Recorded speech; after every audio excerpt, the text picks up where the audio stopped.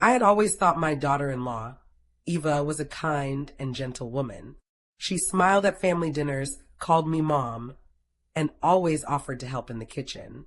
But that night, as I stood in the dark hallway just outside the living room, I heard something that turned my blood cold. Her voice was sharp, almost cruel, nothing like the sweet tone she used when Samuel was around. She was on the phone, whispering furiously to someone.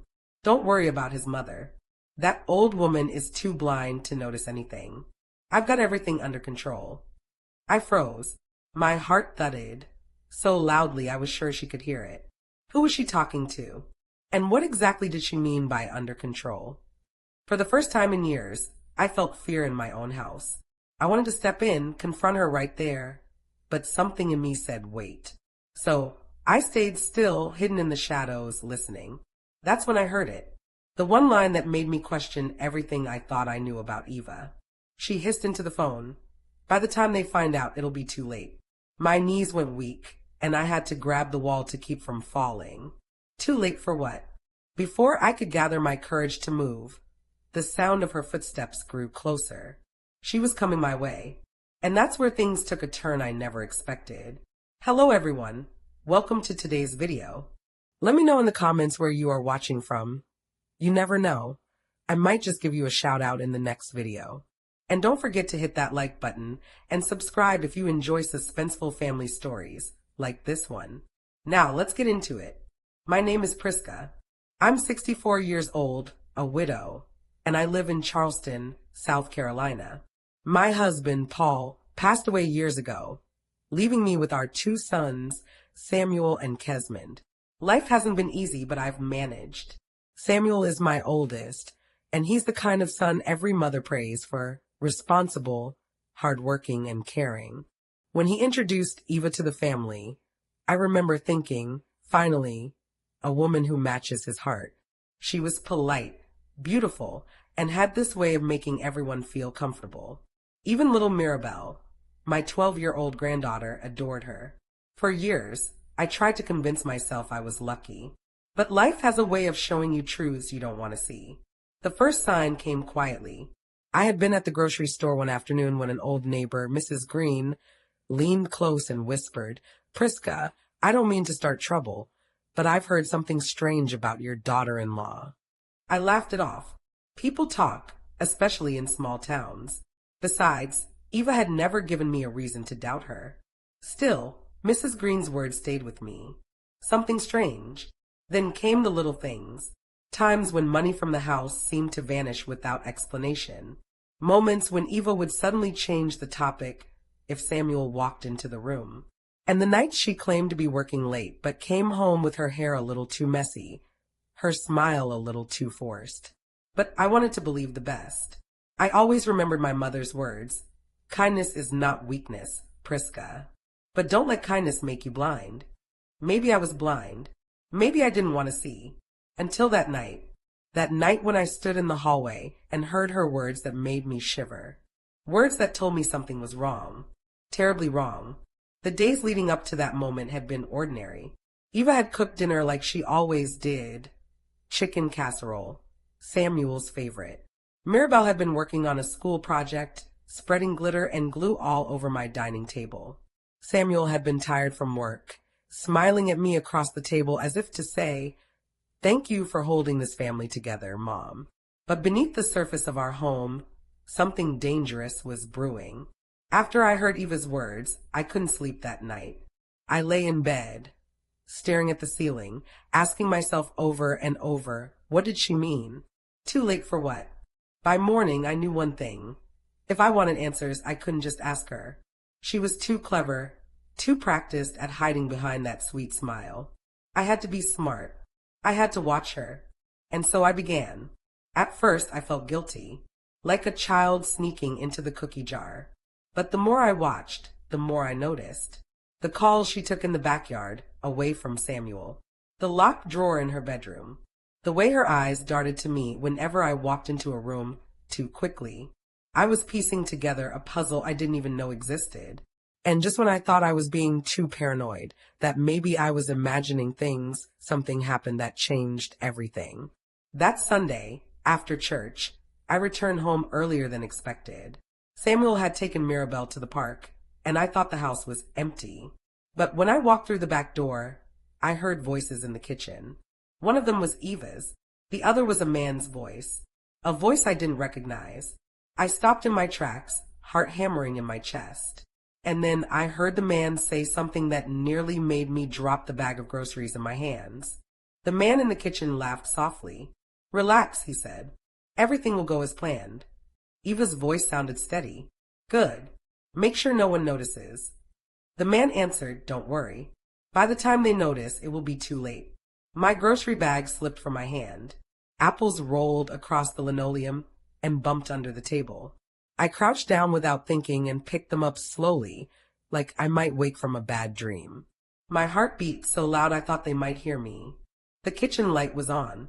Eva and the man were close to the counter, speaking in low voices.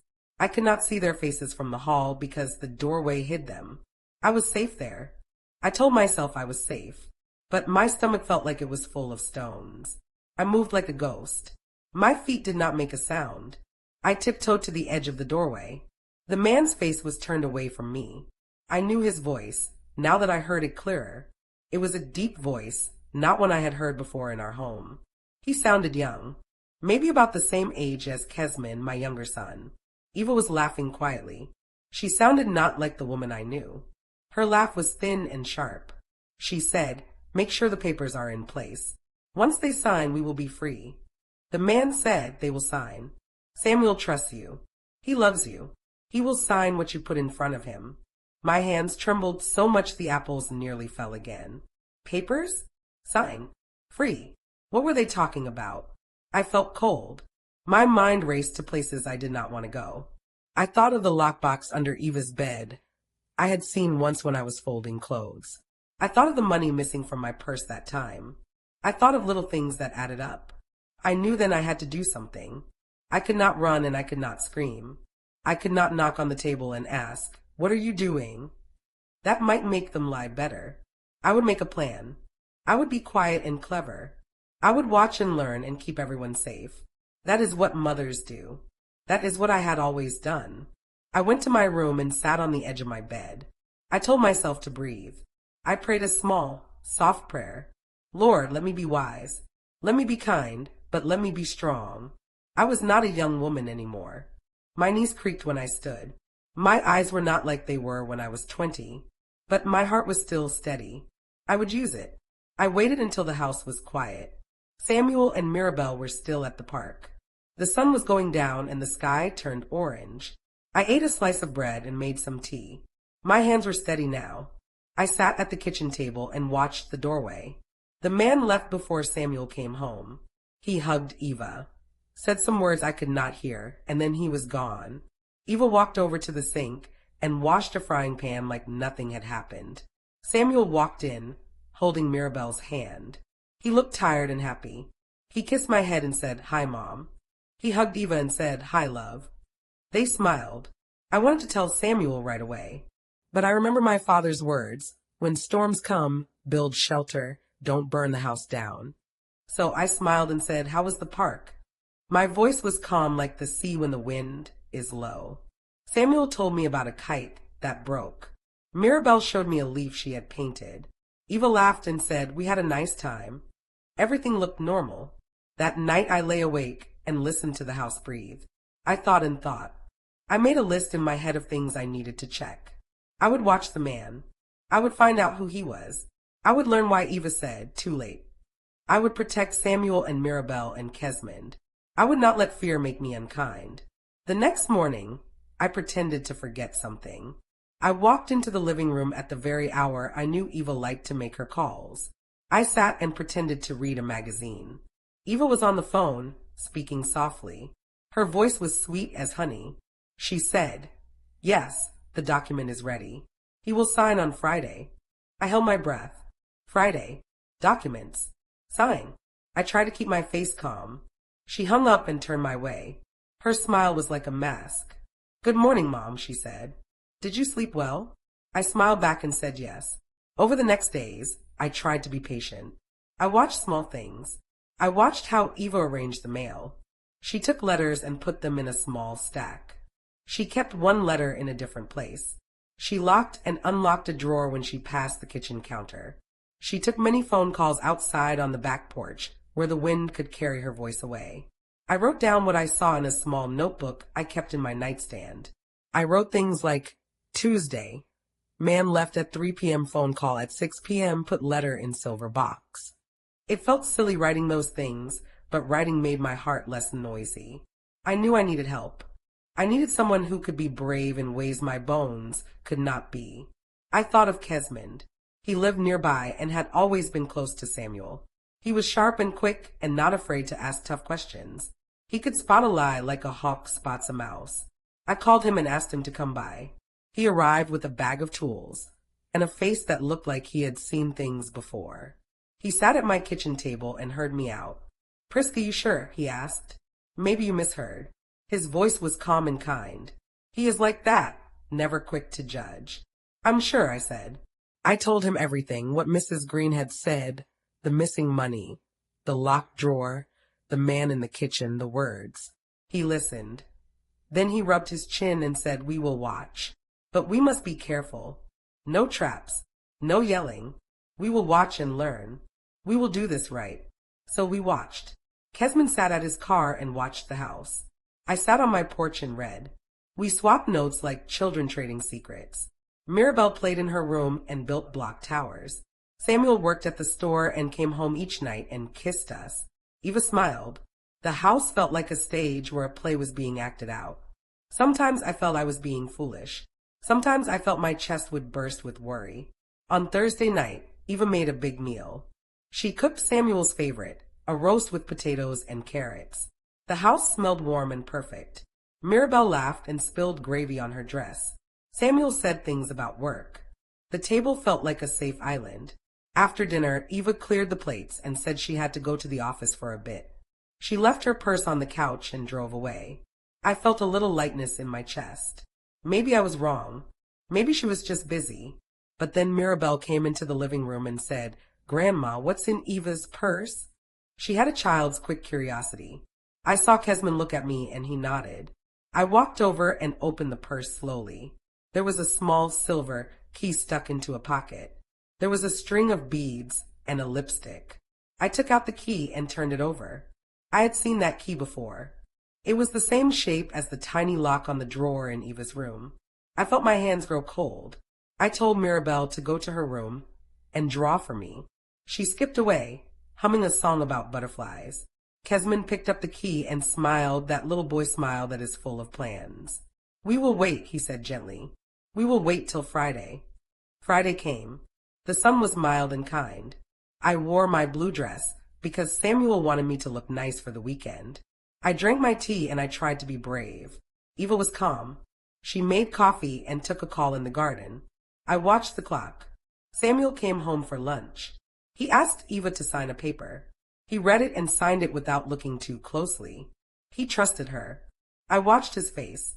He had the kind of trust that makes the world soft. I wanted to slap my hand on the table and shout, stop. But I did not. I knew I had to be kind.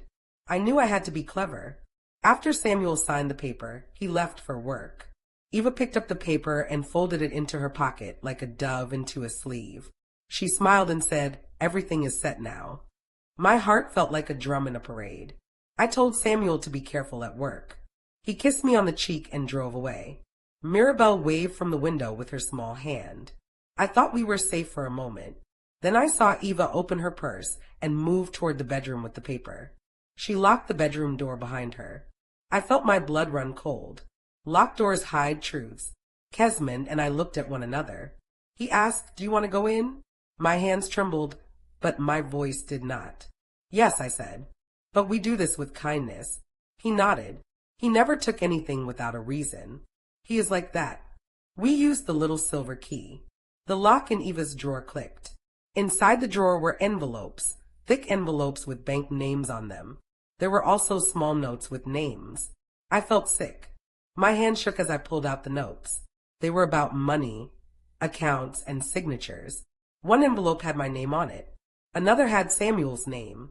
A picture fell out, A picture of Samuel and Eva smiling, but the picture had writing on the back with a note that said, "Transfer Friday." I put the picture back and closed the drawer gently. I breathed. I told Kesmond we must not rush. We would watch and find out the man's name. We would talk to Samuel in a way that did not shame him. We would protect him. We would be kind but firm. We would not let anger make us cruel. That night, I prayed more than I had in years. I asked for wisdom and for mercy. I felt small and old, but I also felt strong. I had to be strong for Mirabel and for Samuel. I had to be brave for Kesmond.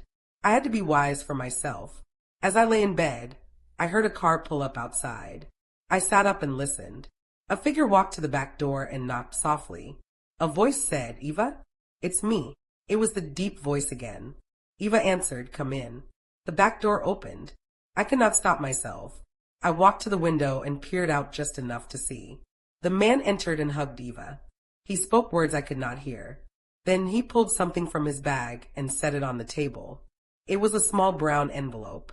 The man tapped the envelope and said, "Tonight we make it final." Eva smiled like someone who had just won a game. I felt like the floor had dropped away under me. I wanted to run upstairs and tear the envelope apart. I wanted to scream for Samuel. But I remembered my plan. I had to be kind. I had to be clever. The man turned, and suddenly the porch light hit him. I saw his face. My breath stopped. It was a face I had not seen in years. A face that belonged to someone I thought I had buried in memory. A face that looked at me like a storm coming home. His eyes met mine at the window. He smiled, and then he said, in a voice that cut the night air like a sharp knife, "Priska, long time no see." The moment his eyes locked on mine, I felt my whole body freeze. My chest grew tight, and it was as if the air itself had turned heavy. That smile, the crooked, sly smile, was one I had seen long ago. It was Marcus. Marcus. The man who used to live 3 houses down from us when my boys were little. The man who once borrowed money from Paul and never paid it back. The man who disappeared after being caught in a shady deal that almost sent him to jail. I had thought he was long gone from Charleston, maybe even dead. But here he was, standing in my kitchen with Eva. My knees trembled. I stepped back from the window quickly, pressing myself against the wall. My heart hammered like a drum. Did he really see me? Or was I imagining it? No, I knew he saw me. He had said my name. He had smiled at me like a snake ready to strike. I pressed a hand to my chest, whispering, "Lord, give me strength." Inside, I heard Eva's voice, panicked now. "What do you mean? You saw her?" She couldn't have. Her words cut off sharply, as if Marcus had silenced her. I dared not move. My mind raced. If Samuel came home now, if Mirabel came downstairs, if Kesmond walked in, it would all explode. I needed to think. I needed to act, but quietly. I tiptoed back to my room and sat on the edge of my bed. My hands were shaking.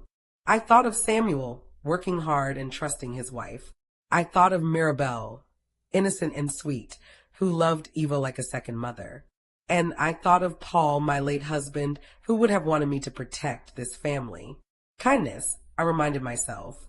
Kindness does not mean letting wolves eat your sheep. I heard footsteps in the hall. They were slow, deliberate. Then a knock on my bedroom door. "Priska." Eva's voice. Too soft. Too calm. "Are you awake?" I didn't answer. Another knock. "Priska, it's just me. Can I come in?" Still, I kept quiet, holding my breath. Then Marcus's voice, low, dark, and mocking. "She's awake." I know she is. My blood ran cold. Suddenly, the doorknob rattled. My body went stiff.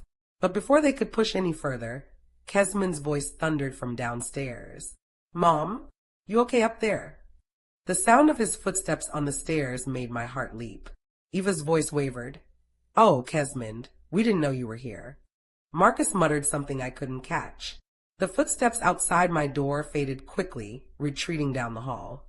The house grew silent, except for the pounding in my chest. Kesmond opened my door gently. His eyes scanned my face. "What happened?" I swallowed hard. My voice came out as a whisper. "It's Marcus. He's here. With Eva." Kesmond's jaw clenched. His eyes grew sharp. "Marcus?" That crook? I nodded, tears brimming in my eyes. I saw him. He saw me. For a moment, silence hung between us like a heavy curtain. Then Kesman put a hand on my shoulder. We need a plan. Right now. Before Samuel walks into something he can't escape. I nodded, gripping his hand. But we must be careful. If we confront them too soon, they'll twist it. Samuel won't believe us. He loves her too much. Kesman's face hardened. Then we'll gather proof. Whatever they're planning for tomorrow, we'll stop it. But tonight, we stay quiet. Watch. Listen. No mistake. I nodded, though my whole body was trembling. We crept back toward the stairs. The kitchen light was still on. Voices floated up, Eva and Marcus whispering urgently. I strained my ears. Marcus, we can't wait any longer. Tomorrow's the deadline.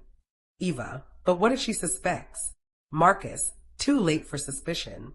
Once Samuel signs the second paper, it's ours. I felt Kesman stiffen beside me. He whispered, second paper? They're trying to take something big. We need to see what's inside that envelope. I pressed a hand to my chest. How? Before he could answer, we both froze. The floorboard behind us creaked.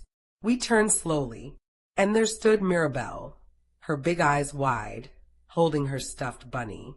Grandma, she whispered, why are Eva and that man still awake? And why do they keep saying your name? My heart stopped. Mirabelle's little voice sliced through the silence like a bell in a graveyard. My blood ran cold. She was standing in her pink pajamas, her hair messy from sleep, clutching that old stuffed bunny she carried everywhere. Her innocent eyes blinked up at me, waiting for an answer. Shuh, I whispered quickly, pressing a finger to my lips. I knelt down and pulled her close, her tiny body warm against me. Sweetheart, you mustn't say a word right now. Do you understand? Mirabelle nodded slowly, but confusion clouded her face. But Grandma, why is Eva downstairs with that man? And why did he say your name? I swallowed hard, forcing a smile I didn't feel. It's nothing you need to worry about, baby. Grown-up things. Promise me you'll go back to your room and stay quiet for Grandma tonight. She hesitated, her little hands gripping the bunny tighter. Okay, but you look scared. Those words hit me like a knife. I kissed her forehead and whispered, I'll be fine, my love. Now go. Kesman stepped in quickly, his voice calm but firm. Mirabelle, be a good girl and listen to Grandma. We'll talk about it tomorrow, I promise. Finally, she nodded and tiptoed back toward her room. I waited until I heard the soft click of her door closing before I let out the breath I'd been holding. Kesman leaned close. His whisper was sharp. This is getting dangerous. If she hears too much, she'll slip and say something to Eva, or worse, Samuel. He was right. My sweet granddaughter didn't have the weight of caution yet. Children speak what they see. If she told her father, Samuel might dismiss it as childish nonsense, but if Eva overheard, she'd know we were watching. That would ruin everything. We crept back toward my room, shutting the door softly. My hands shook as I poured water into a glass. I sipped, trying to steady myself. Kesman, I whispered, we need to know what's in that envelope. That's the key. He nodded, his jaw tightening. We wait until they sleep. Then I'll get it. My eyes widened. And if they catch you, his expression was grim. Then we'll know for sure what kind of danger we're in. We waited. The house ticked with the sound of the grandfather clock in the hall. My nerves stretched thin with every passing minute. Voices from the kitchen grew faint. After a while, footsteps moved toward Eva's room. A door clicked shut. Silence. Kesman gave me a look. A silent question, are you ready? I nodded, though my heart pounded like a drum. We tiptoed down the hallway, careful not to wake Mirabelle. The bedroom door was locked, but Kesman had already slipped the silver key from Eva's purse earlier. He slid it in, turned it gently, and the lock gave way with a soft click. We entered the room. The envelope sat on the nightstand, heavy and thick. Next to it was a smaller stack of papers. I moved closer, my hands trembling as I picked up the envelope. It was sealed tightly. The weight inside felt like more than just paper. Open it, Kesman whispered. I hesitated, then tore the seal carefully. Inside were documents, official-looking forms stamped with notary marks. My eyes scanned the words and my stomach dropped. It was a property transfer deed. My house. The very home Paul had worked his whole life to build for us. The papers were prepared to transfer ownership from Samuel to Eva and Marcus. My knees buckled. I gripped the edge of the table to keep from falling. No, it can't be. Kesman's face darkened. They're trying to steal your house. Samuel doesn't even realize what he signed. Tears stung my eyes. The betrayal burned deeper than anything I'd ever felt. This was not just deception. It was an attack on everything Paul and I had built, everything we'd passed on to our children. Before I could speak, footsteps echoed in the hall. My heart leapt into my throat. The doorknob twisted. Eva's voice, sharp and suspicious, cut through the silence. What are you doing in here? The door swung open, and there she was, Eva, her eyes sharp as glass, her lips curled in a cold smile. Behind her stood Marcus, his shadow filling the doorway like a storm cloud. My breath caught in my throat. I still had the envelope clutched in my trembling hands. Eva's eyes darted to it instantly. What? She hissed. Do you think you're doing? For a moment, no one moved. The air was thick with silence. Kesman stepped forward quickly, trying to block me from her view. His voice was steady, but I could feel the anger burning beneath it. We could ask you the same thing, Eva. Why are there transfer papers with Samuel's signature on them? Why is Marcus here? Eva's smile widened, but it was not the warm smile she used to wear. It was a cruel grin, full of secrets. You shouldn't be in here, she said softly. This isn't your concern. My voice broke free before I could stop it. Not my concern. This is my home. My husband's blood and sweat built these walls, and now I lifted the envelope with shaking hands. You dare to steal it? Marcus stepped into the room then, his presence suffocating. His voice was calm, almost mocking. Priska, always the dramatic one. You never did learn when to keep your nose out of things. I glared at him, my voice trembling with fury. You have no right. No right to come back here after what you did to my husband. To my family. He chuckled. And yet, here I am. He glanced at Eva, then back at me. You could have lived out your days, peacefully. You should have stayed blind. But now, he shrugged. Now you've seen too much. Kesman shifted slightly, his fists clenched at his sides. If you think you can threaten us, you're mistaken. Samuel will know everything. And when he does, you're finished. Eva's face hardened. Samuel will never believe you. He trusts me more than he trusts anyone. All I need to do is tell him you've been confused, paranoid, maybe even losing your mind. She tilted her head, feigning pity. It wouldn't be so hard to convince him, would it? You're getting older, Priska. Forgetful. Emotional. Her words cut deeper than a knife. She was planning not just to rob me, but to destroy my name and my own family. I wanted to shout, to tear the papers in my hands to pieces, but Marcus stepped closer. His hand twitched toward the envelope. Give it here, he ordered, his tone sharp as steel. Kesman blocked his way, his voice low and dangerous. Touch her and you'll regret it. The tension snapped tight. The four of us stood frozen in that room, the air electric with fear and anger.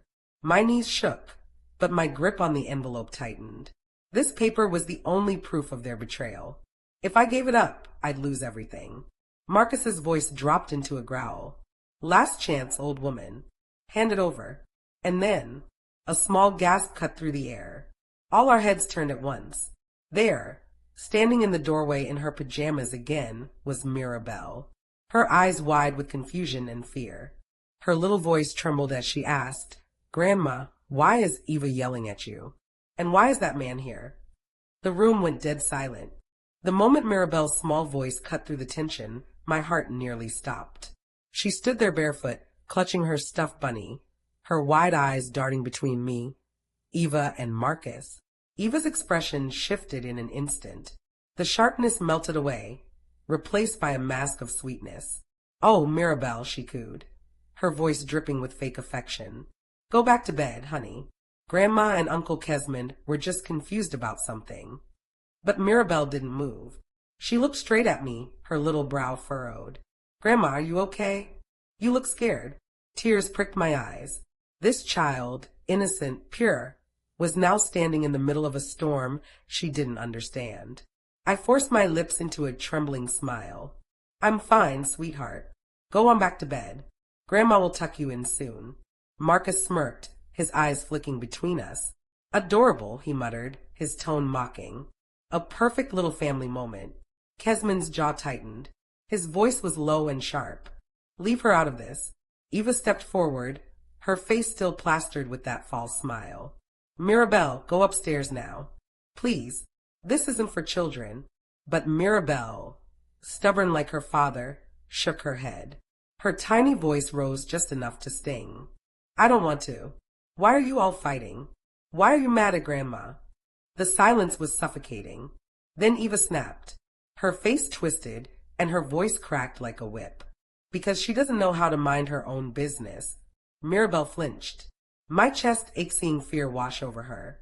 I pulled her close to me, wrapping my arms around her small body. That's enough, I said firmly, my voice stronger than I expected. You will not raise your voice at this child. For the first time, Eva's mask slipped completely.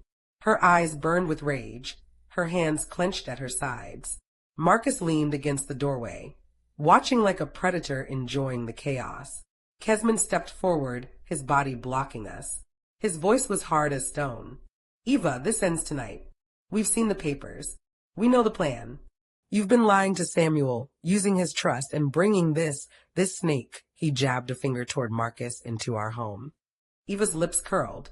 And what are you going to do, Kesmond? Run to Samuel? He'll never believe you. I'm his wife. You're just the jealous brother who's always hated that Samuel found someone better. The words stung even me, though they weren't meant for me.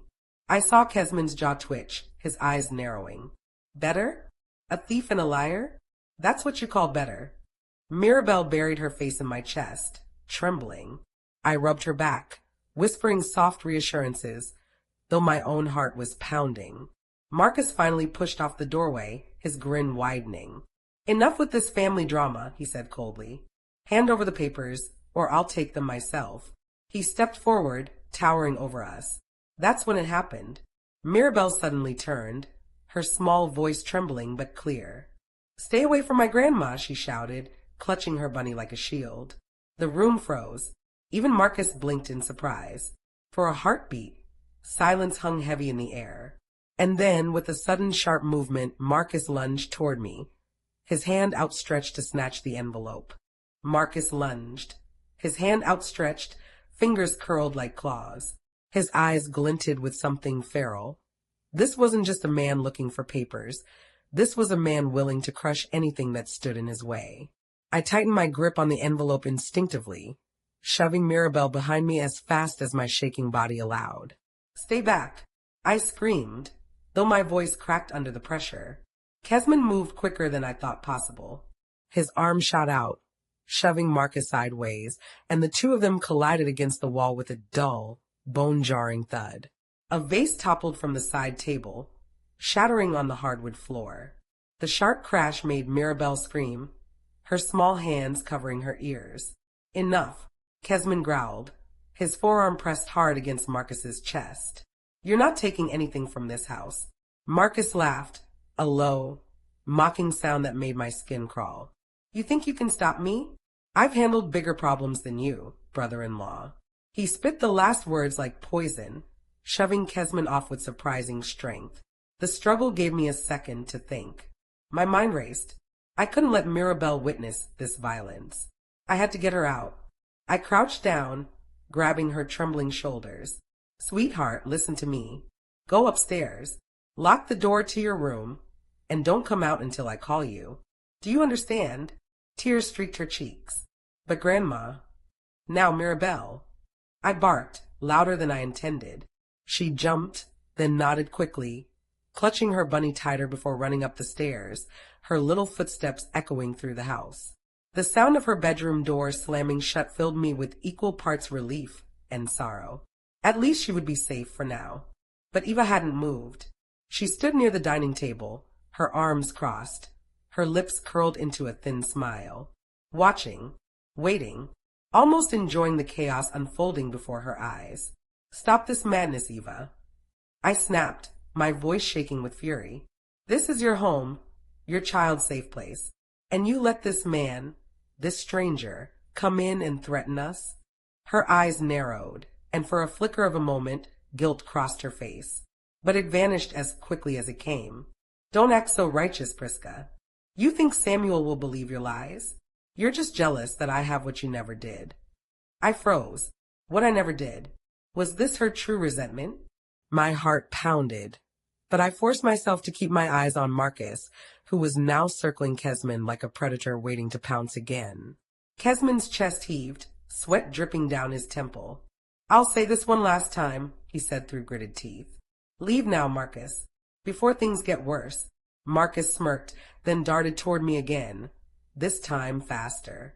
I stumbled backward, nearly tripping over the broken vase shards. His hand brushed the edge of the envelope, and I gasped, pulling it against my chest like it was my very heartbeat. But before he could grab it, Kesman tackled him from the side. They both went crashing onto the coffee table, splintering wood flying everywhere. The sound was deafening. My whole body trembled as I clutched the envelope tighter. Eva shrieked, not in fear, but in anger. Stop it, both of you. She rushed toward them, grabbing at Kesman's arm to pull him back. But Kesman wouldn't let go. He had Marcus pinned down, his fist raised. I screamed, Kesman, don't. His fist trembled in the air. For a moment, I saw the raw fury in his eyes. Years of frustration, betrayal, and pain boiling over. If he struck Marcus now, there'd be no turning back. And then, Kesman froze. He let out a sharp breath, lowering his fist. You're not worth it, he spat, shoving Marcus back with one last push. He stood, his chest rising and falling rapidly, his knuckles white. Marcus sat up, his grin still plastered on his face, though a thin line of blood trickled from his lip. You'll regret this, he said, his voice low and dangerous. The room fell into a tense silence. I could hear the tick of the wall clock, the distant hum of traffic outside, even Mirabelle's faint crying from upstairs. That was when the front door opened. We all froze. Samuel walked in. My son. His work bag slung over his shoulder, his tie loosened from the day, his brow furrowed in confusion. What is going on here? His eyes darted from the broken vase, to the shattered coffee table, to Marcus bleeding on the floor, to Eva's tense face, and finally to me, clutching an envelope to my chest like my life depended on it. Mom. Samuel's voice cracked with worry. What happened? My throat tightened. The truth was right there, bubbling at the edge of my lips. This was the moment I'd been waiting for. But the fear of shattering my son's trust held me frozen. My hands trembled around the envelope. Eva stepped in smoothly, her face shifting into the perfect mask of innocence. She rushed to Samuel, her eyes glistening with fake tears. Samuel, thank God you're home. Your brother, he's gone mad. He attacked Marcus. He attacked me. I didn't know what to do. Marcus coughed dramatically, pressing a hand to his lip as though he'd been the victim all along. Samuel's eyes widened. Kesman, is this true? I wanted to scream, to shout, to tear away Eva's mask and reveal her for what she truly was. But my voice failed me. My heart pounded against my ribs like a drum. Kesman looked straight at his brother, his eyes dark with anger, but steady. Don't listen to her, Samuel. You need to hear the truth. Eva gasped, placing a trembling hand on Samuel's chest. Don't let him fill your head with lies. I've been so scared. Samuel turned to me then. Mom, please, tell me what's going on. The room felt smaller, the air thicker. This was it, my moment. But before I could open my mouth, the sound of Mirabelle's door creaking upstairs echoed down the hall. Her small voice floated down the staircase. Daddy, she called, her voice shaky and fragile. Why was Mommy yelling at Grandma? Samuel's face paled. His gaze snapped from me to Eva, searching desperately for answers. Eva's mask cracked for just a second. Her mouth opened, but no words came out. And in that fragile silence, I felt the weight of the envelope in my hands grow heavier, as though it carried not just papers, but the fate of my entire family. My lips parted, ready to speak. My lips parted, but no sound came out. The room was so quiet that even the hum of the refrigerator in the kitchen sounded like thunder. Samuel's eyes stayed fixed on me, wide, desperate, begging for clarity. He needed an answer. But Eva was quicker. "She's confused, Samuel," Eva cut in, her voice smooth and honeyed. "Your mother's old.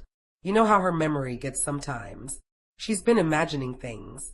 I didn't want to say anything, because I didn't want to worry you." Her words sliced through me like knives. My knees weakened. Imagining things? Was this really her strategy now? To paint me as a senile old woman losing touch with reality? Samuel frowned. "Mom." I clutched the envelope tighter, my nails biting into the paper. My mouth finally opened, but before I could speak, Marcus stood up, dabbing at the blood on his lip with a smug grin. "She's right," he said, his voice dripping with false sympathy. "Poor woman. This has to be too much for her. She probably thought she saw something that wasn't there. Happens all the time with folks her age." My body shook. My heart screamed to expose them, but my voice, my traitorous voice, quivered. I. Kesman stepped in, his voice sharp as a blade. "Don't you dare insult her, Marcus. She's not imagining anything. And Samuel, you better open your eyes before your whole life goes up in flames." Samuel looked between his brother and his wife, torn. His chest rose and fell quickly. His hand raked through his hair. "I don't. Someone tell me what's really happening." And then, like lightning cracking the sky, Mirabelle's voice came again. She was crying. Everyone turned toward the staircase. Mirabelle stood there, holding her bunny by its ear, her small face blotchy from tears. Mommy was yelling at Grandma. She said she didn't know how to mind her own business. I heard it. I'm not lying. The silence that followed was deafening. Eva's face drained of color. For once, she was caught off guard. Samuel's gaze snapped to his wife. His voice was low, dangerous. "Eva, is that true?" Eva's mouth opened and closed like a fish gasping for air. She stammered, I was upset. But it was just an argument. Nothing more. You know how your mother can be, always interfering. I wanted to scream at her, always twisting things, always turning her sins into mine. But before Samuel could press further, Marcus stepped forward, seizing the opportunity. "This is ridiculous," he sneered. "You're letting a child and an old woman stir drama. Samuel, don't forget, I'm here to discuss a business deal with your wife. Nothing more. If your brother hadn't barged in like some jealous fool, none of this would have happened." "Business deal," Samuel repeated, his eyes narrowing. Eva shot Marcus a sharp glance, almost a warning. But Marcus wasn't the kind of man to take hints. He smirked. "That's right. Expanding opportunities. Investments. The kind of thing your wife is smart enough to understand while you're too busy slaving away at work." Kesman barked a bitter laugh. "Investments? Is that what you call draining Samuel's savings behind his back?" Samuel's face went rigid. His eyes darted to Eva. "What's he talking about?"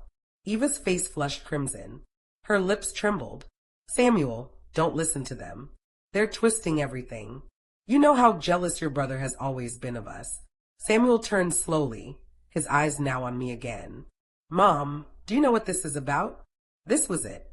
My moment. My chance to pull back the curtain and let my son see the truth. My chest heaved as I lifted the envelope. Samuel, inside this. Before I could finish, Marcus lunged again, his hand snatching at the envelope. This time he managed to grip the edge, tearing it halfway from my hands. "No," I cried, my knuckles whitening as I clung to the paper with everything I had. Kesman grabbed Marcus's arm, yanking him back, but the envelope ripped in half with a sharp, awful tear. Paper spilled onto the floor, fluttering like fallen leaves. For a second, all of us just stared. One paper slid across the hardwood and stopped at Samuel's feet. He bent down slowly, his hands trembling as he picked it up. His eyes scanned the words, and then his face went pale. What is this?" His voice was barely above a whisper. Eva rushed forward, snatching at the papers. "Nothing. They're nothing. Just legal jargon, nothing important." Samuel jerked the paper back out of her hand. His eyes moved quickly now, scanning, understanding. His lips parted in disbelief. "These are accounts. Transactions. Thousands of dollars. Eva, these are my accounts." The room tilted. I could hardly breathe as Samuel's world began to crumble in front of me. Eva reached for his arm, her voice pleading. Samuel, listen to me. It's not what it looks like. I was only... But Marcus cut her off with a cruel laugh. Don't bother sugarcoating it, darling. The cat's out of the bag now. Eva spun on him, her face twisting with fury. Shut up, Marcus. Samuel's hand shook as he held the paper. His eyes burned with betrayal. You've been stealing from me? Eva's mask cracked completely this time. Her face twisted, her voice sharp and desperate. I did it for us, for our future. Do you think your measly paycheck is enough to give Mirabelle the life she deserves? I had to find another way. Marcus understood what she never could. Samuel staggered back, as if she'd struck him. His eyes glistened with disbelief. I stepped forward, my heart heavy. Samuel, I didn't want you to find out like this. But it's the truth. I tried to protect you. Eva's eyes snapped to me, blazing with hatred. This is all your fault. If you just stayed out of it. Enough. Samuel's voice thundered through the house. Everyone froze. His hands shook as he dropped the papers to the floor, his chest heaving. His gaze burned into his wife. You lied to me. You let him into our home. You betrayed me. Eva's lips trembled. Samuel, please. But Samuel turned away, his jaw tight, his fists clenched. He didn't want to hear another word. And then, in the heavy silence, a sound shattered through the house. The front door banged open again. We all turned. 2 police officers stepped inside, their flashlights sweeping the room. One of them called out, "We got a disturbance call." What's going on here? My blood ran cold. Someone, maybe a neighbor, had called the police during the shouting. Eva's eyes darted wildly, her mind racing. Marcus stiffened, his cocky smirk fading for the first time. And in that instant, I realized everything was about to explode. The sound of heavy boots against the hardwood floor was like thunder in my chest. The 2 officers, one tall and broad with a stern jawline, the other younger with sharp eyes, scanned the chaos. The broken table, the shattered vase, papers scattered like confetti, and Marcus still dabbing at his lip. Evening, folks, the taller officer said in a firm voice. We got a call about a disturbance. Somebody want to tell me what in the world is going on here? For a long moment, no one spoke. The air was thick with fear and tension. Then Eva stepped forward, her face pale but quickly composing itself into that mask of innocence she wore so well. Officers, thank you for coming, she said smoothly, pressing a hand to her chest. It's just a family disagreement. Nothing serious. Family disagreement? The younger officer repeated, raising a skeptical eyebrow. His eyes flicked toward the broken furniture. Looks like more than a disagreement. Marcus seized his chance. He staggered forward, clutching his side as if he'd been gravely injured. I was attacked, he said, his voice strained but theatrical. Her brother-in-law jumped me. Look at this. He pointed to the blood on his lip. I came here for a peaceful conversation, and this is what I get. The officers turned to Kesmond. His fists were still clenched, his chest heaving, making him look guilty as sin. Is that true, sir? The taller officer asked. No, Kesmond snapped. That's not what happened. He barged into this house to intimidate my mother and steal from my brother. I stopped him. The younger officer narrowed his eyes. Steal? What exactly are we talking about here? Before I could open my mouth, Eva jumped in. Nothing. Please, it's all a misunderstanding. My husband just came home. Everything's fine now. We don't want to press charges. But Samuel finally stepped forward. His voice was low, steady, and carrying a weight I'd never heard before. No, officer. It's not fine. All eyes turned to him. Samuel stood tall, the scattered papers clutched in his trembling hands. His eyes burned as he looked at his wife. She's been stealing from me, from our family, and she's been doing it with him. He pointed at Marcus. The room erupted in murmurs of disbelief from the officers. The younger one stepped closer, holding out a hand. Sir, may I see those papers? Samuel hesitated, then handed them over. The officer scanned the documents quickly, his brows furrowing. These are bank statements, transfers, pretty large sums too. Eva's face paled. That's private property. You have no right. Ma'am, the taller officer interrupted sharply. If these documents suggest criminal activity, we do have the right. So I suggest you calm down. Marcus's mask of arrogance began to crack. He took a step toward the door. I don't know what this family drama is about, but I'm not part of it. I was just visiting. Visiting? Kesman barked. You were here planning how to drain my brother dry. Sit down. The officer ordered Marcus firmly. Nobody's leaving until we sort this out. The tension was unbearable. Mirabelle peeked from the top of the stairs, her little face streaked with tears. I caught her eye and gently motioned for her to stay hidden, though my heart ached knowing she was watching all of this. The younger officer turned to Samuel. Sir, do you want to file a formal report? This is serious. If your wife and this man have been moving funds without your knowledge, that's fraud. Samuel swallowed hard, his face pale. His hands shook as he wiped his forehead. He looked at me, his mother, his eyes begging for guidance. Samuel, I said softly, my voice trembling but firm, this is your moment to stand up. For yourself. For Mirabelle. He shut his eyes, breathing hard. When they opened again, there was fire in them. He turned to the officers. Yes, I want to file a report. I want this investigated. Eva gasped, stumbling back as if struck. Samuel, how could you? After everything we've been through. You're going to take their side? Your mother's, your brother's, over your own wife. Samuel's face hardened. You stopped being my wife the moment you betrayed me. Her lip quivered, her hands trembling. I did it for us. For Mirabelle. Don't you dare use her name, Samuel growled. You didn't do this for her. You did it for yourself. Marcus stepped forward again, his voice sharp, his composure crumbling. Enough of this. Samuel, you're a fool if you think they're looking out for you. That old woman has always hated Eva, and your brother's jealous. They've been feeding you lies. The taller officer cut him off. That's enough out of you. You've been named in a possible fraud case. You're coming with us for questioning. Marcus's eyes widened. What? You can't. The officer stepped closer, his hand on his cuffs. Don't make me repeat myself. Marcus stiffened, his jaw tight, but he didn't fight. The younger officer pulled out his radio, calling in a unit. Eva turned frantic, rushing to Samuel, clutching his arm. Please, Samuel, don't let them take him. It's all a misunderstanding. We can fix this, just the two of us. Please, think about Mirabelle. Samuel yanked his arm away. His voice cracked with rage and heartbreak. The only person I'm thinking about is Mirabelle. And she deserves better than this mess you've dragged us into. Eva's face crumpled. For the first time, I saw fear in her eyes. Not the manipulative kind, but real fear. The mask had finally shattered. But even as the officers moved to restrain Marcus, Eva suddenly spun toward me, her eyes blazing. This is your fault, she screamed, her voice ragged. You've poisoned him against me from the start. You've always wanted to control him, to keep him tied to your apron strings like a little boy. Well, congratulations, Priska. You win. Her words sliced through the room. My heart ached, but I stood firm. No, Eva.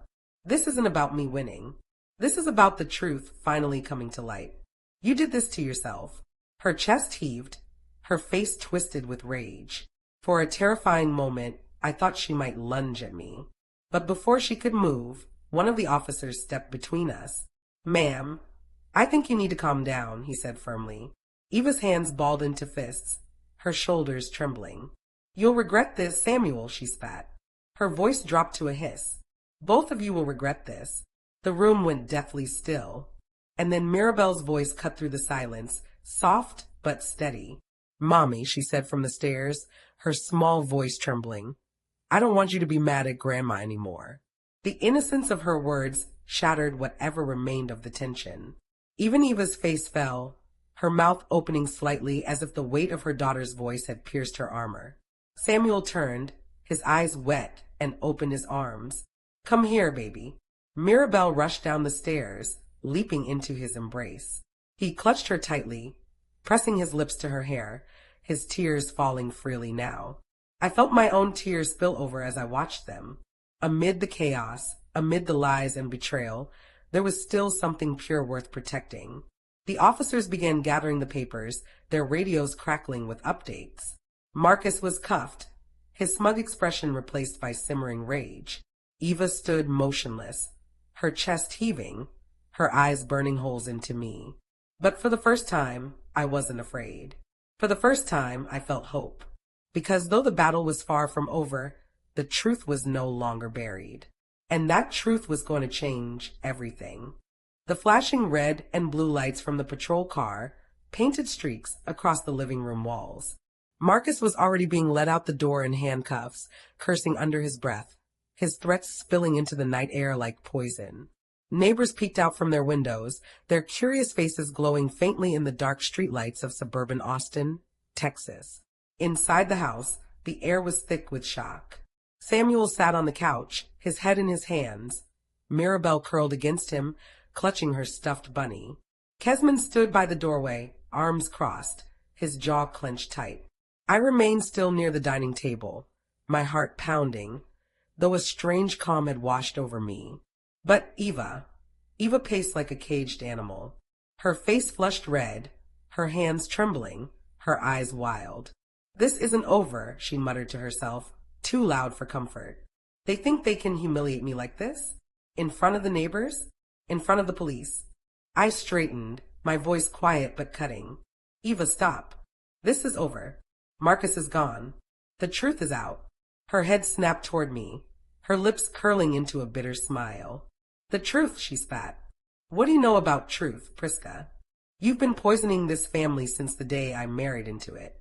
Always watching, always judging. You think Samuel can't see how controlling you are? How you've never let him live his own life?" Samuel's head lifted slowly, his eyes hollow but burning. "Eva, stop." His voice was tired, but there was steel beneath it. She ignored him, stalking closer to me. "You think you've won? That by exposing Marcus you've destroyed me? No, you've only made me stronger. Samuel will come to his senses, and when he does, you'll be out of this house for good." I held her gaze, my voice steady though my hands trembled slightly at my sides.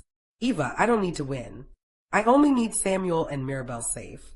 That's all I've ever wanted." Her laugh was sharp and hollow. "Safe? With you meddling in every corner of their lives? Don't fool yourself. You don't want them safe, you want them dependent on you." Before I could respond, Samuel stood abruptly, startling Mirabelle. He set his daughter gently aside, then faced Eva head-on. His voice shook, but his words cut like glass. "Enough. I don't want to hear another word. Not one more lie. Not one more excuse. Do you understand me?" Eva froze, her chest heaving. For the first time, she seemed truly shaken by his tone. Samuel stepped closer, his face inches from hers. "You've betrayed me, Eva. Betrayed our family. And tonight, I saw you for who you really are. Not a wife. Not a mother. Just a liar who'd rather destroy everything than admit the truth." Her lip quivered. She opened her mouth, but nothing came out. Then Mirabelle's small voice pierced the silence again. "Daddy, is Mommy going away too?" The innocence in her tone broke Samuel's composure. His face crumpled, and he knelt beside his daughter, pulling her close. "No, baby," he whispered, his tears soaking into her hair. "Mommy's not going anywhere tonight. But things are going to change." The low had arrived, an aching, suffocating low. The room felt like it was holding its breath. Eva finally turned away, slumping into a chair, her hands covering her face. But her eyes, when she lowered her hands again, were cold, calculating. She wasn't done. The younger officer stepped back inside, carrying a clipboard. "Mr. Samuel, we'll need you to come by the station tomorrow to give a full statement. We'll also need copies of any bank records you have. We've got enough to hold Mr. Marcus overnight, but for this to stick, we'll need your cooperation." Samuel nodded firmly, wiping his eyes. "I'll be there." Eva jolted upright, panic flashing across her face. "No, you can't. You can't drag this into court, Samuel. Think of Mirabelle. Think of what people will say." Samuel's gaze cut to her, sharper than I'd ever seen. "The only person I'm thinking of is Mirabelle, and she deserves to grow up without lies, without danger." Eva's mouth fell open, but no words came. The officer nodded once, then tipped his cap toward me. "Ma'am," he said respectfully, "thank you for speaking up tonight. Too many people stay quiet. You did the right thing. I swallowed hard, tears prickling my eyes. I just want my family safe. With that, the officers left, the door closing behind them. The flashing lights faded down the street, leaving us in a heavy, suffocating silence. Samuel finally sank back onto the couch, burying his face in his hands. "How could I have been so blind?" he whispered. I went to him, placing a trembling hand on his shoulder. "Because you loved her. Love makes us blind sometimes. It makes us want to see the best in people, even when they show us their worst." He lifted his head, his eyes glistening. "What do I do now, Mom?" Before I could answer, Eva suddenly stood. Her voice was calm now, eerily calm. "You'll do what you've always done, Samuel. You'll forgive me." We all turned toward her, stunned. She smoothed her hair, her lips curving into a soft smile that didn't reach her eyes. "You'll forgive me because you always do. Because you don't want to raise Mirabelle without a mother. Because deep down you still love me." Samuel shook his head slowly. "Not anymore, Eva. Not after tonight." Her smile faltered, but only for a second. "You say that now. But tomorrow, when the anger fades, when you see Mirabelle's face, you'll change your mind. You always do." The audacity of her words made my stomach churn. She wasn't broken, she wasn't remorseful. She was already plotting her next move. And in that chilling moment, I realized Eva wasn't finished. Not by a long shot. The next morning, the sun rose pale and weak through the curtains, casting long shadows across the living room floor. None of us had slept well. Samuel dozed off with Mirabelle curled against him, his arm protectively draped over her. I'd stayed in the armchair all night, my mind racing, while Kesman had finally taken the guest room around dawn. But Eva, she hadn't slept at all. She sat at the dining table, staring at her phone, her eyes dark with sleeplessness, her jaw tight. Her fingers tapped the screen every few minutes, but she kept tilting it away, hiding it from view. Something about her stillness unsettled me more than her outbursts. She was too calm, too controlled. Around 9, Samuel stirred awake, blinking groggily. "Mom, did you rest?" I shook my head softly. "Not much. You?" He exhaled slowly, rubbing his temples. "Feels like my brain's on fire." Then his eyes flicked to Eva, still glued to her phone. "And she's been like that all night?" "Yes," I whispered. Eva didn't even look up. "Don't whisper. I can hear you just fine." Her voice was smooth, almost sweet. "I've been thinking, Samuel, about what you said, about truth." Samuel stiffened, sitting straighter. "Eva." She finally lifted her gaze, her eyes locking on his. "I think we need to go away for a while. Just the three of us. You, me, and Mirabelle. Somewhere quiet. Somewhere without distractions." Mirabelle, still half asleep, rubbed her eyes. "Go where, Mommy?" Eva forced a smile. "Maybe the beach, sweetie. You like the ocean, don't you?" Samuel's brows furrowed. "Eva, we're not running away. Marcus is in custody, and I have to give my statement. We can't just vanish." Her smile faltered, but only for a moment. "Of course. I forgot about your precious statement." She turned her eyes back to her phone, her thumbs moving swiftly now, almost feverishly. My stomach tightened. Whoever she was messaging, it wasn't good. By afternoon, the atmosphere had shifted into something unbearably tense. Samuel busied himself gathering documents for the police, his movements sharp and focused. I tried to distract Mirabelle with coloring books and a Disney movie, but even she sensed the heaviness, her crayon slipping from her little fingers more than once. Then, around 3, there was a knock at the door. Everyone froze. Samuel approached cautiously, peeking through the peephole. His shoulders stiffened.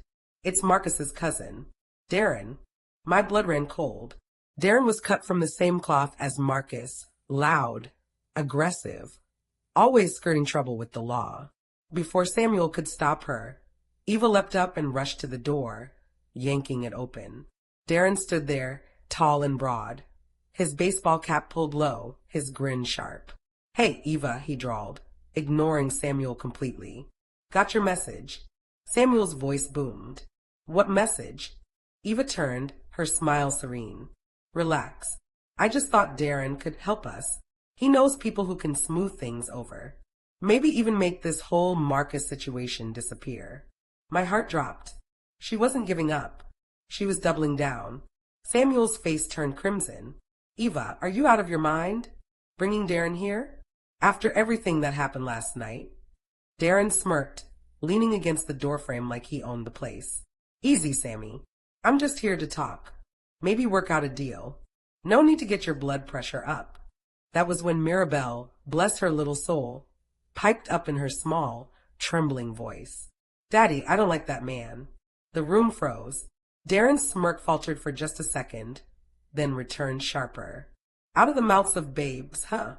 Samuel stormed forward, his voice thundering. Get out, Darren. Right now. Eva stepped between them, her arms outstretched. No, you don't understand. We need him. Marcus isn't the real threat. The cops will turn this into something worse if we let them. Darren can stop that. The air crackled with danger. Samuel's fist clenched, Darren's grin widened, and Eva's desperation burned like wildfire in her eyes. This was the extreme, the boiling point. And then it broke. Samuel grabbed Darren by the collar and shoved him hard against the doorframe.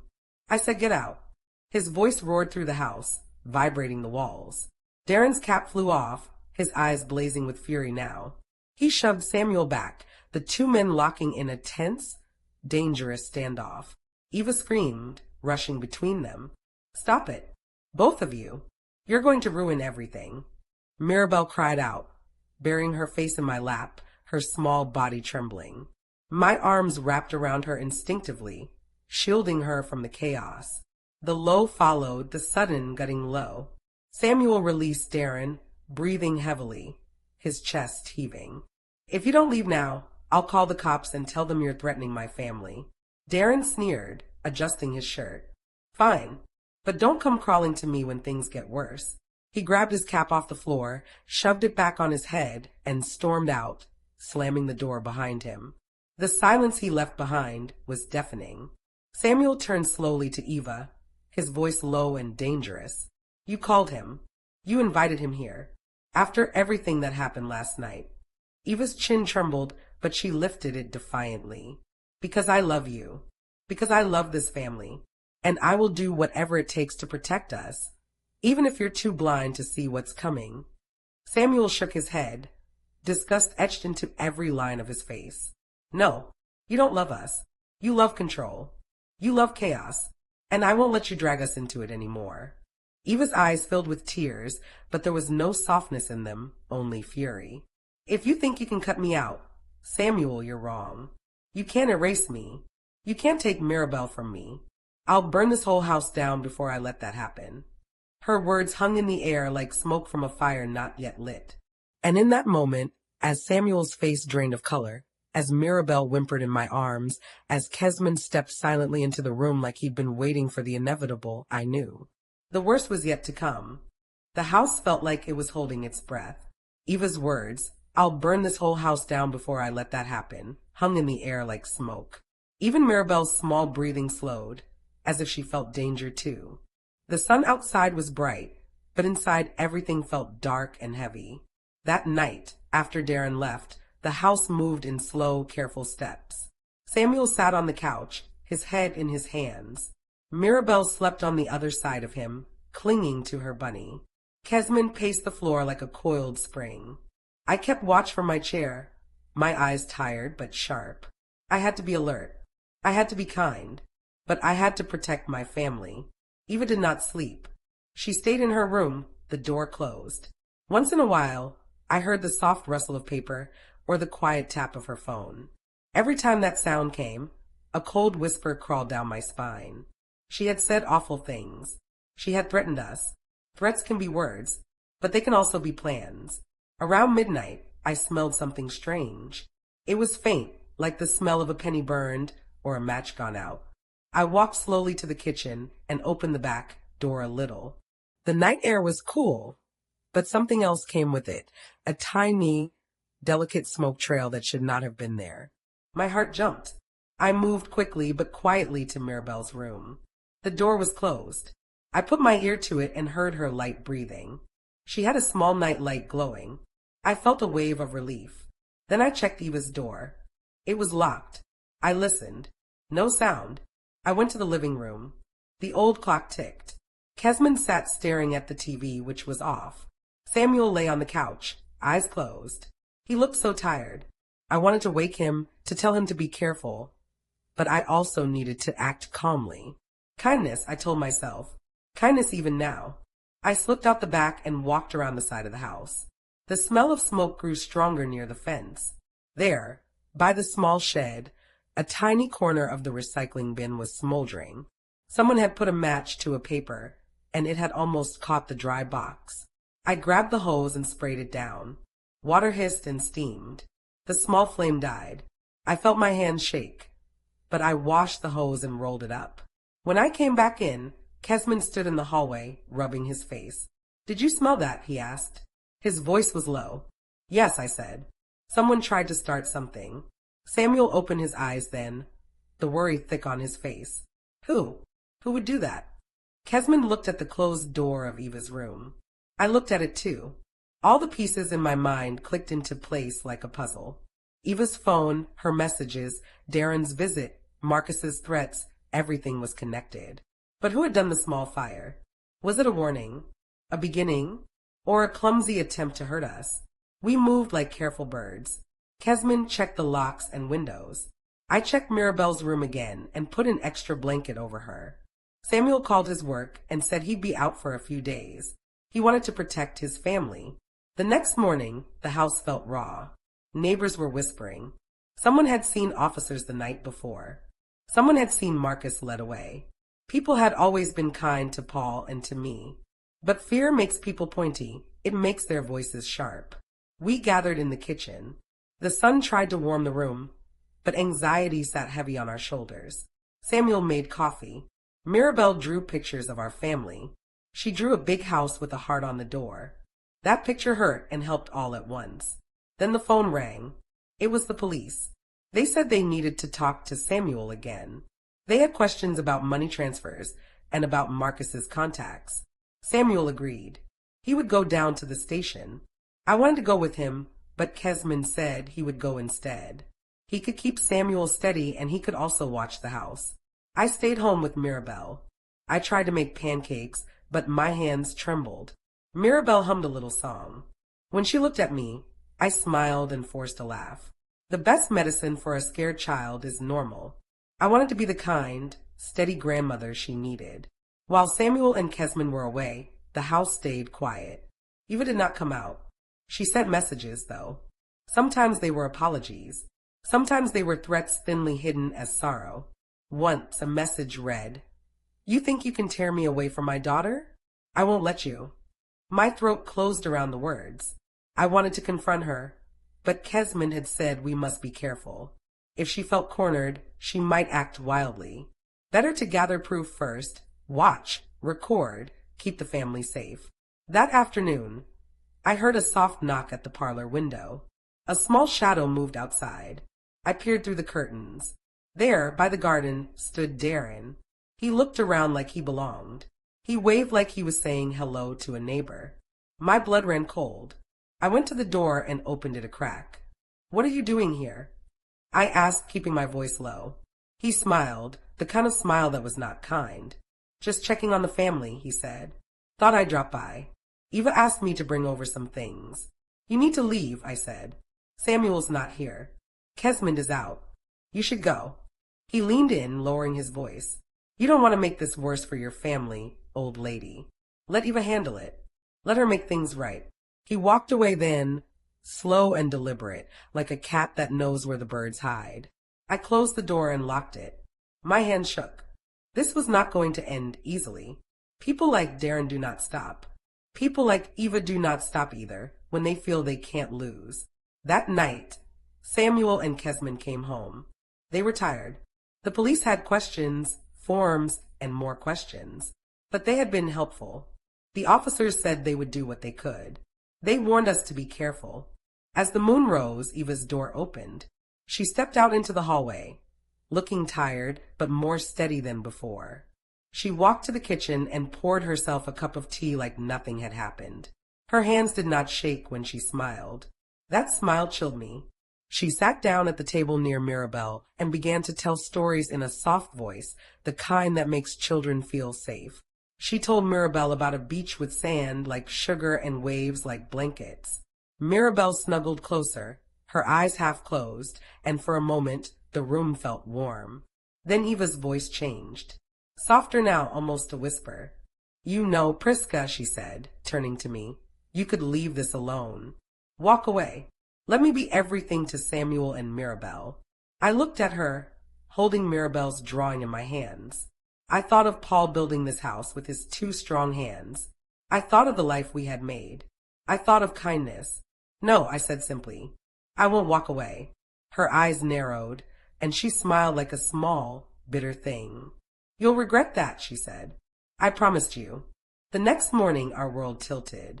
It started with a loud crash outside, the kind of sound that wakes bees in the hive. I ran to the window. Neighbors were outside, pointing. Smoke was rising from the end of the street. Someone shouted, "Fire!" My heart leapt into my throat. We dropped everything. Samuel grabbed Mirabelle. Kesman grabbed the hose, and I moved like my feet were carrying me on a mission. The smoke grew thicker. The sky looked copper and cruel. As we ran toward the commotion, we saw it. A house 2 doors down had its side alight, flames licking the roof. People screamed. The fire engine was not there yet. Someone doused the hot embers with a blanket, but the blaze fought like an animal. The wind pushed the ash and sparks toward our street. My breath came fast. Mirabelle clung to Samuel and looked at the fire with wide eyes. Is our house next? She whispered. No, Samuel said, kissing her head. No, baby. We're fine. But his voice trembled. We watched as neighbors carried buckets and blankets, trying to keep the fire from spreading. The fire trucks arrived with a wail and started to fight the flames.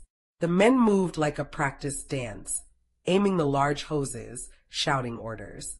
Later, sheriff's deputies came, taking names, asking questions. Someone had seen a figure running from the burning house.